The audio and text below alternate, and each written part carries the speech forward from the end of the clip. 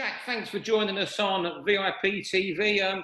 Exciting times for you. You're in a even more exciting division, the light heavyweight division, which is white hot domestically. But there's a lot of big names there. First of all, you've got to overcome Chad Sugden. Tell us your thoughts on the fight against Chad. Yeah, I mean, obviously I watched his fight against Craig. He's a tough competitor. He's a tough fighter. But I just believe on the day I'll be too much for him. Obviously, he's tough from his kickboxing background, but not from a boxing point of view. You know what I mean? Boxing and kickboxing is two different sports. But apart from that, I haven't got nothing bad to say about him. He seems like a cool guy, but it's just one of those. Obviously, when I'm in the ring, I'm just going to go into savage mode, and that's it. I spoke to you for a press release for Frank Warren's office before you fought Dex Spellman for the second time in the English title fight. And you said about people can prepare and get tools sparring in, but when they're actually in with a 6'6" light heavyweight with arms and the shape of you, you just can't prepare for it. Do you believe that's the case for Chad? I definitely believe that. You know what I mean? There's not. It's rare for someone to have my skill set. I'm a good inside fighter. That's one thing as well. I've worked on loads, and I am a good inside fighter. As well as I've got the range, I can box, and I've got the power. It's hard to prepare for someone like myself. It doesn't matter who you're sparring, you know what I mean? Like, they're not me. And he'll find that out himself. Like, I'm not a sparring partner, you know what I mean? There's no way. You can't prepare for me, you know what I mean? You cannot prepare for what I bring. That's just what I believe. So, as I said with the Spellman fight, the preparation for me is very hard.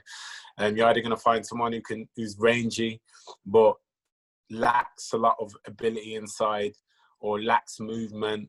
Like you're the common tall, rangy person who hasn't, developed their skills or what their weaknesses would have been. I'm someone I always try. I'm not perfect. I'm definitely not perfect. But I try and be as close to perfect as I can be. And I'm always working on any flaws, any weaknesses, anything I could do better. When I watch back my fights, I never watch them back to watch a fight. I'm always watching it to see what I could have done better round by round. So, I look over that. My team looks over that, and then we work on it. Yeah, and when you look at the light heavyweight division in Britain, you're like, the winner of your fight of the British title, but it's so lively with Buatsi and of course Yarde and Lyndon Arthur. How do you rate those three guys? Yeah, they're all good boxers. Everyone, to be honest, in the in the top 10, we're all decent fighters. Them as boxers, obviously, I rate them. Buatsi and Arthur both had good amateur backgrounds. Obviously, I've heard their names in amateur scenes, and obviously Buatsi winning the bronze medal. Lyndon Arthur, he represented in the England many times in tournaments and so on. So they've obviously had good amateur backgrounds and they're doing well as pros now. And obviously Yarde stepped up to world level for Kovalev. He gave a good account of himself, came up short, and didn't get the victory, but I think that would make him a better fighter as well. Having that experience, being on that level, and again going to his opponent's backyard. So, but for me, I can't focus on them as fighters. I only can focus on myself. You know what I mean? I know what I can bring, and I know what I can do, and how far I can go in the sport. So, as well as people mentioning their name, it's not going to be too long until my name's mentioned in that mix as well. And whether it's mentioned or not, I already know. As a fighter myself, I believe in my skills and in my ability. So, it's just a matter of time till others start mentioning it as well. Yeah. Was football your first choice of a profession at West Bromwich Albion? I started playing football from 6 years old. And then obviously my dad started bringing me to the gym around the same time. I used to do a lot of sparring in the gyms and the boxing gyms, but my dad never let me box. So kind of by default, it was my first. It was my first preferred sport, to be honest. But then I wanted to be at a stage where I was doing both. But my dad only allowed me to do football at the time. Obviously, I was doing well. I got spotted by West Brom, was there for 4 or 5 years. And then it's only until I literally became a man myself and could start making those decisions where I made a decision myself to start boxing myself and taking it seriously, within the pro ranks. So it was nothing where I was able to do it at a young age. It's just from my own back when I got older. When you were released by West Bromwich Albion? When I got released from West Brom, I was about 16. Was that hard to take? Because, you're 16, 17, you're seeing those players who, in the first team, going into the training ground in the big cars, and you're so near to earning that sort of money 3-4 years later. Yeah, of course. I met a few of the players at that point, and I've seen players who I played with actually moving on to pro ranks, in the older ages. So you're kind of not too far off there, and it was a bit of pill to swallow. It did kind of broke me a bit, because I didn't have, at that age and at that moment, I weren't thinking of any backup plan. I was just thinking football is where it's going to be for me, and I just picture myself playing for a good team. Obviously, I'm a Man U fan, so I always picture myself playing for Man U in the Premier League, and that was it. And then when that was taken away from me, of course, it broke my heart a bit as a kid. So it was a lot to come back from. But I started just working. I wasn't doing anything else, no sport at that time.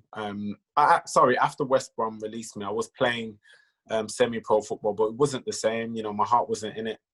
It wasn't the same feeling as putting on an Albion shirt compared to a shirt I didn't even know or wasn't aware of what it was. Just had a badge logo, and that was it. It was nothing what I've seen on the TV or anything. So it didn't represent the same for me.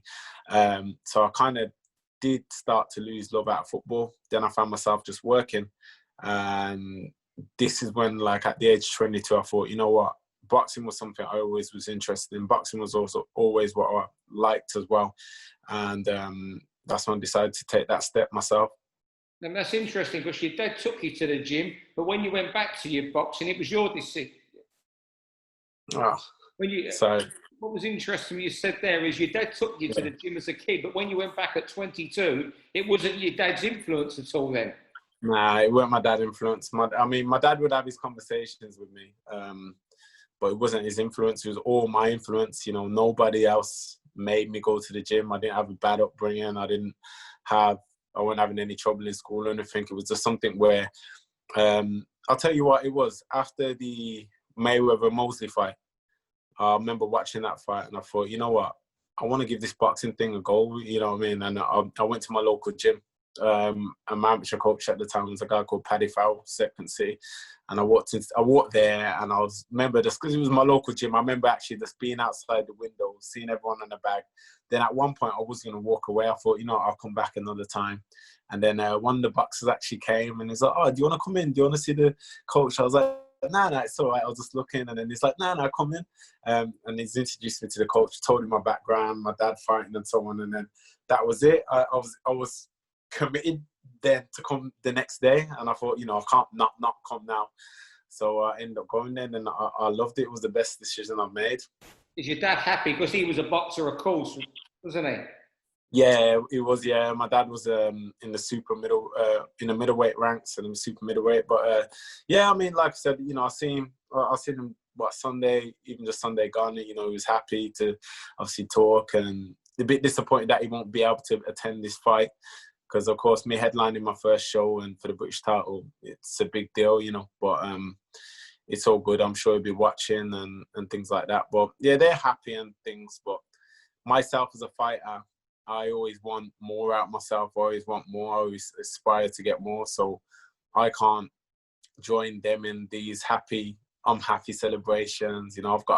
I just put each fight behind me and focus on what's in front of me next. And, when I do reach somewhere like a pinnacle in my career, then I can look back at that moment and then probably discuss and think, oh yeah, I've done decent. But until then, right now, I've just been tunnel vision, focusing on what's next, which is my next fight in August 22nd. Why you said that your dad can't attend the fight, did you say? Yeah, because obviously it's behind closed doors. Oh, of course. I thought you might have got an extra. It's a bit different in Spain, isn't it? Right now, they've probably got the pubs and the clubs open now and everything, so it's a bit different in Spain. I'd imagine. I thought you might be able to smuggle him in or something.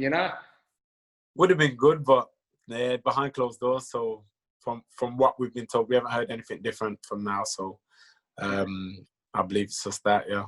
What a donut I am, not thinking of that. I'm enjoying explain to you, all you got to do is wear a mask and get on with life as normal. It's nothing like that.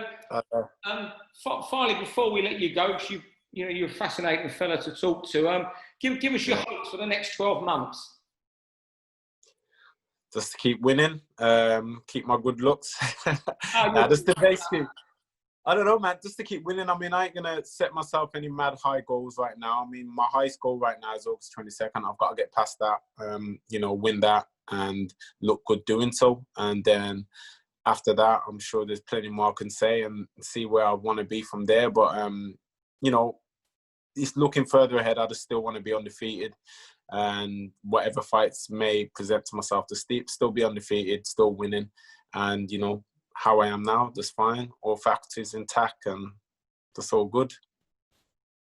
Shaq, it's been an absolute pleasure talking to you for VIP TV. We wish you all the best for August 22nd and kicking on from there and being a success at bringing success for yourself at boxing that you almost got at football.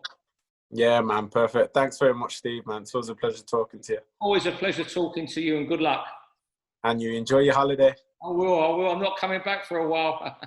You're not going to bring a bit of the sun back for us? No, but I'll be sitting on the telly here watching Channel 5 on August 22nd in the sun. Perfect, man. Yeah, we'll speak after that then. Definitely. We'll have a lot more to talk about. 24th, I'm on your case. Yeah. Thank you. Nice one. Thanks, mate. Take care. For all boxing info, news and latest interviews, amateur and pro, across the north, click and subscribe. VIP Boxing Promotions. Also, Twitter, Instagram and Facebook.